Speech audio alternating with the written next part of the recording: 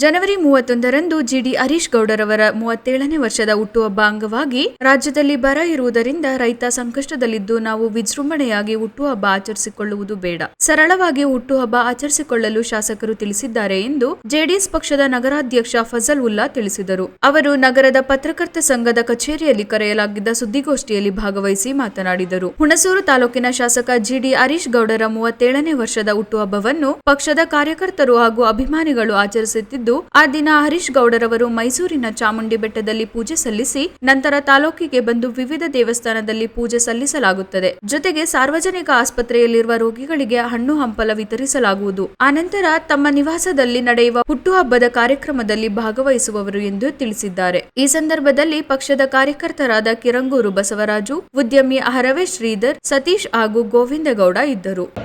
ನಾವು ತಮ್ಮ ಮೂಲಕ ನಮ್ಮ ತಾಲೂಕಿನ ಎಲ್ಲ ಸಾರ್ವಜನಿಕರಿಗೆ ಮನವಿ ಮಾಡಿಕೊಟ್ಟಿದ್ದ ಮುಖಾಂತರ ಇದು ಒಂದು ಕಾರ್ಯಕ್ರಮವನ್ನು ಯಶಸ್ವಿ ಆಗಬೇಕು. ಇದು ಎಲ್ಲರದ್ದು ಒಂದು ಆಸೆ. ಇದು ಶಾಸಕರಾದ ಮೇಲೆ ಅವ್ರದ್ದು ಮೊದಲನೇ ಹುಟ್ಟುಹಬ್ಬ ನಾವು ಪಕ್ಷದ ವತಿಯಿಂದ ಆಚರಿಸ್ತಾ ಇರೋದು.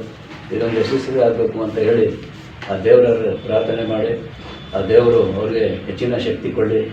ಈ ತಾಲೂಕಿನ ಕಷ್ಟ ಸುಖಕ್ಕೆ ಭಾಗವಹಿಸಿ ಕೆಲಸ ಮಾಡ್ತಾ ಇದ್ದಾರೆ. ಇನ್ನೂ ಹೆಚ್ಚಿನಾಗಿ ಕೆಲಸ ಮಾಡೋಕ್ಕೆ ಒಂದು ಶಕ್ತಿ ಕೊಡಿ ಆ ದೇವರು ಅಂತ ಆ ದೇವರ ಹತ್ರ ಪ್ರಾರ್ಥನೆ ಮಾಡಿ ಎಷ್ಟನೇ ಹುಟ್ಟುಹಬ್ಬ? 37. ಈ ಬಾರಿ ನಾವು ವಿವಿಧ ಕಾರ್ಯಕ್ರಮಗಳನ್ನ ರೂಪಿಸಿ ಜನಪರ ಕಾರ್ಯಕ್ರಮಗಳನ್ನ ಹಮ್ಮಿಕೊಂಡು ಹುಟ್ಟುಹಬ್ಬನ ಆಚರಣೆ ಮಾಡಬೇಕು ವಿಶೇಷವಾಗಿ ಅಂತಂದ್ಬಿಟ್ಟು ತೀರ್ಮಾನ ಮಾಡಿದ್ದು. ಆದರೆ ಶಾಸಕರು ಬರ ಇರೋದ್ರಿಂದ ಈ ಸಂದರ್ಭದಲ್ಲಿ ಮಾಡೋದು ಸೂಕ್ತ ಅಲ್ಲ, ವಿಜೃಂಭಣೆಯಿಂದ ಸರಳವಾಗಿ ನೀವು ಪಕ್ಷದ ವತಿಯಿಂದ ಮಾಡ್ತೀನಿ ಅನ್ನೋದಾದರೆ ನಾನು ಬರ್ತೀನಿ, ಸರಳವಾಗಿ ಮಾಡಿ ಅಂತ ಹೇಳಿದ್ದಾರೆ. ಅದರಿಂದ ಈ ಬಾರಿ ಯಾವುದೇ ಒಂದು ಏನು ಜನೋಪಕಾರಿ ಅಂತ ಆಗುವಂಥ ಕಾರ್ಯಕ್ರಮಗಳು ಯಾವುದೂ ಕೂಡ ನಾವು ಬಾರಿ ಯಾವುದೂ ಹಮ್ಮಿಕೊಂಡಿಲ್ಲ.